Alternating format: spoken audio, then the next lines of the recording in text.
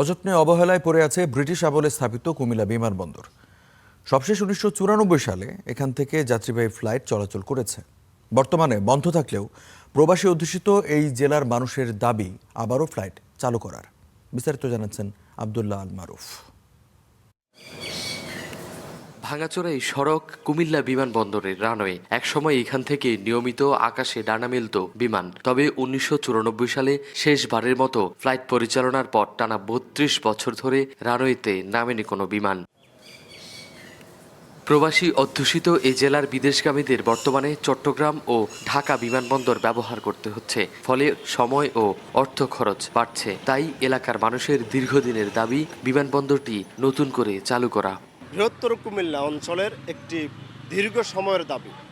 এই বিমানবন্দরটি ঢাকা, চট্টগ্রাম, চাঁদপুর, নোয়াখালী, লক্ষ্মীপুর সহ সিলেটের এই অঞ্চলগুলোর একটি প্রাণের দাবি হচ্ছে যে বিমানবন্দরটি অতি দ্রুত চালু হওয়া। এদিকে বিমানবন্দরের পাশেই কুমিল্লা ইপিজেড, যেখানে ৪৬টি দেশি বিদেশি রপ্তানিমুখী শিল্প প্রতিষ্ঠান আছে।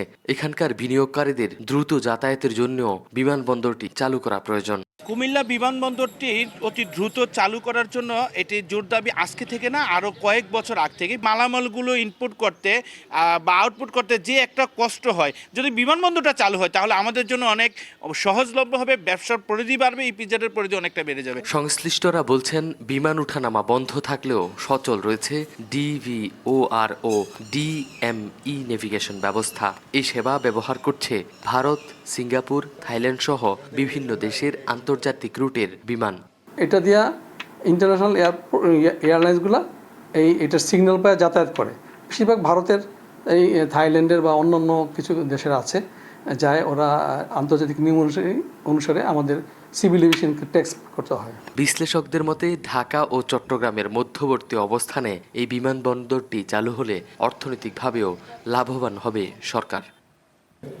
সরকার আসে, সরকার যায়, কিন্তু কুমিল্লার মানুষের প্রাণের দাবি কুমিল্লা বিমানবন্দর চালুর কথা দিয়েও কথা রাখি কেউ।